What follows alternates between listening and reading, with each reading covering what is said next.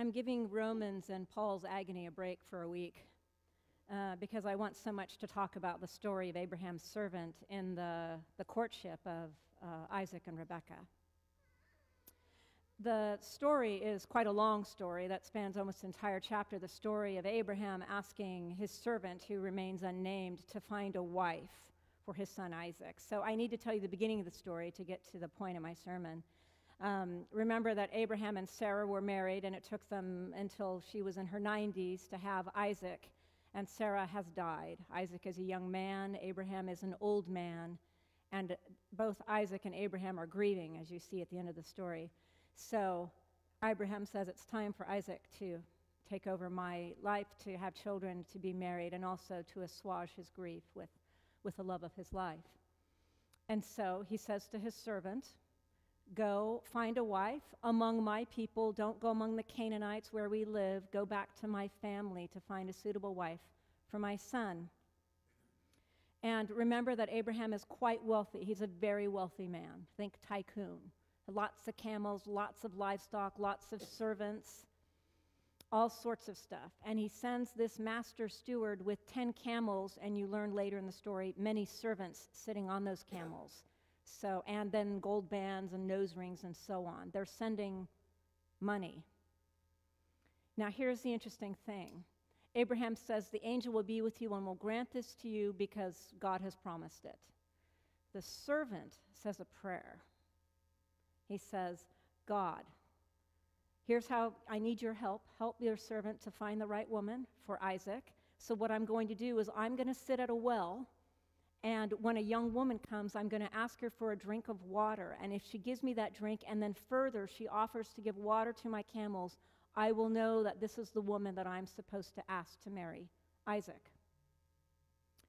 And then that happens. Immediately, what the verse says, and you don't have it, immediately as he is finishing saying that prayer, a woman comes up, a young woman, and he says, may I please have a drink? And she says, here you go, and let me water your camels as well. And he goes, aha. And then he goes further, may I ask what family you are from? And she names relatives of Abraham. Remember, that was the thing he was supposed to look for. So he realizes that his prayer has been answered immediately, answered in the sense that he got what he asked for. Now, then we get to the part you heard, because they can't have us read for 10 minutes out of the book of Genesis. He recounts all of this to the relatives. First he gives Rebekah the fancy bracelets and the nose ring made out of gold, and then she runs and tells her family, there's a guy handing out gold, and he says he's a relative, and so then Laban, you're going to hear about Laban later in Genesis, Laban comes running out, hey, rich man, come have lunch with my family. And then the servant tells them the story. I prayed. I got exactly what I prayed for. I believe this is a sign.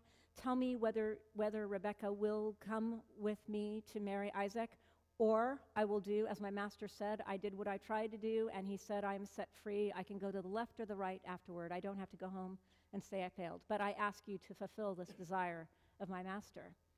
And they say, who are we to go against the will of God? They recognize that he prayed, the prayer was answered, it must be what God wanted. It's a story about successful prayer. Success, in this case, being defined as you asked for something and you got it so rapidly that you knew it could be nothing other than the response of God. It wasn't just luck, right? Okay, here's why I want to talk about this today. Because I frequently hear from people, sometimes members of our congregation, also people who have gone away from church, that prayer doesn't work. Prayer does not work. And there are two reasons for prayer not working. One is they believe that they've adopted a more sophisticated theology.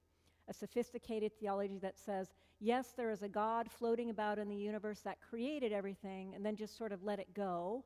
And everything that happens in the world is a result either of like natural circumstances, like the wind, the rain, wildfires, you get ill or you don't get ill, or human decisions, who you vote for, what kind of work you do, whether you follow the law or not, et cetera, et cetera. That it's either just natural consequences or human choices There is nothing like saying, oh God, could I please have this wife or this husband or this job or an A on my test, and boom, God gives it to you. That just doesn't happen. So there's no God like that, in other words. Or, and the other reason that people say prayer doesn't work is that they've tried it and their eyes have failed.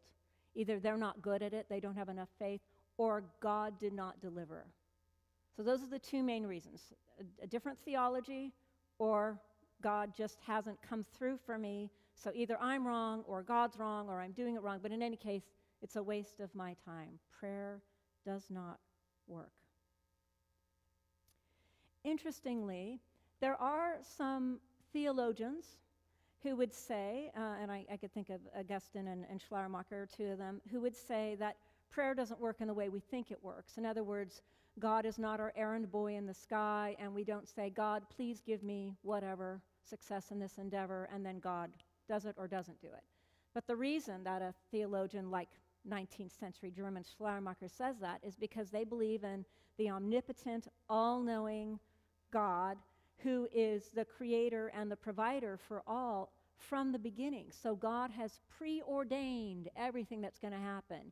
You're going to have twins. You're going to have 6 grandchildren. You're going to work as a doctor. You're going to lose your student body election. All preordained by God. And Schleiermacher goes on to say, therefore, any prayer that you have to change the will of God or, give me the thing I want is sort of a waste because whatever it is that you wanted, God has already made a decision about long ago. You're just walking along a path that's already been written for you. When I heard about this in seminary, I was appalled. I was actually appalled. I'm like, then what's the point of praying? Well, what he says the point of praying is that it aligns your will with God's. So let's say you pray that there's no rain on your daughter's wedding day. You just pray fervently, no rain on your daughter's wedding day. And then there's rain on your daughter's wedding day anyway, but you had the backup plan and it worked out. They got married, they're fine. And then you realize that all that angst you had about rain on the wedding day was useless. So you've aligned your will with God's. And he said that's what prayer's for, just aligning your will with God's. The only problem is you have to ignore an entire history of saints and holy people who have talked about fervent prayer that has been answered. Whether that got answered the way they wanted or not, it got answered. You would have to ignore the entire witness of the Bible, including the man we call God, if you're Christian, Jesus, who himself prays all the time and tells other people to pray all the time. The word occurs 160 times in the Gospels alone. Jesus says, I'm going to pray, or he went and prayed, or he says, pray this with me, pray for me. He sends disciples out and says, pray for them to be healed, or pray to cast out demons. And then he also does those things. Everything that he does through prayer. A person is blind. Jesus prays while putting mud in their eyes, right? It's always through prayer. You would have to ignore all of that. It occurred to me as I was preparing this sermon, as I was thinking about what theologians have said about prayer, that the theologians who have said your prayer doesn't actually change anything in the universe are white. They're all white. And I'm pretty sure, in every single case when somebody has said to me prayer doesn't work, that person is white. And so here's my theory, that part of the theology, the belief that comes out of that comes from an expectation that comes from white privilege. And I say this by looking in comparison at theology written by people who are Black, Latino, Asian, whether men or women, mujerista, womanist, Black liberation theology, Latino liberation theology, also written in the 19th and 20th and 21st centuries. I have never read any author from another culture besides white culture who has said prayer doesn't work, in other words, moving the will of God or moving the engine of the world in some way. And so I thought, what would it be about white theology or some white people to say that prayer doesn't work? And I think it's because of the expectation that comes from white privilege. So what is said about white culture is that we get what we want. We deserve it, We're going to get it. It's going to be handed to us, or we're going to earn it through our own means. So God's not going to give it to us. God's not going to deliver us in any way. But the theologians who are writing from other cultural perspectives have actually experienced deliverance. They've experienced oppression, whether it's through colonization or oppression going on in their own environments. And deliverance from God actually might be from some of those colonizing missionaries, or it might be from their own experience of God. Talk to any of the lost boys of South Sudan, and they will tell you how God saved them in a very real way, that they prayed daily not to die, and they survived. Ask anybody who belongs to a prayer ministry, and they will tell you their stories. Now, I don't say this to generalize about people and their backgrounds, but only to say it comes from the lack of faith in prayer itself comes from an expectation that we're going to get what we want, and that when we don't, it has somehow failed. The thing is that prayer is fundamental to being Christian. We think of faith being fundamental, but how is faith expressed? It's expressed in talking to God. And while I certainly understand the frustration, I mean, I've been there, there are ways to get out of it. The first time I remember being there was probably in my late teens and early 20s when I had prayed, all day long, every day for things I didn't get, just loss after loss, tragic loss in my family. And at the time, I was in graduate school at UC Davis, and I was attending some kind of nighttime educational hour by the Catholic priest at the church that served the university. and he talked about prayer. And he talked about people who were frustrated by prayer because they weren't getting what they wanted. And I just wanted to raise my hand and say, it's been 8 years of not getting things that were good things to ask for. I wasn't asking to win the lottery. I was asking for our home to be saved or my mother to be saved or whatever. Those were all good things to ask for. So what he suggested is that, one, we change the picture of who or what we're praying to. If you think you're praying to the errand boy in the sky or the big boss in the sky and you're not getting it, change the picture. So he said, change it. Think of an image that is for you an image of comfort, of care, of providing.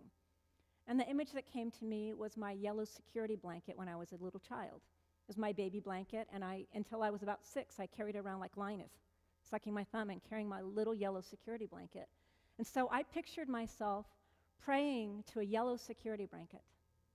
And the other thing he said is, change your prayer life to only prayers of praise and thanksgiving. Just give up all the requests, all the gimme, gimme, gimme prayers, and change it to prayers of praise and thanksgiving. So let's do a quick exercise. Just think really quickly of 3 things that you can give thanks for. Just right in this moment, 3 things.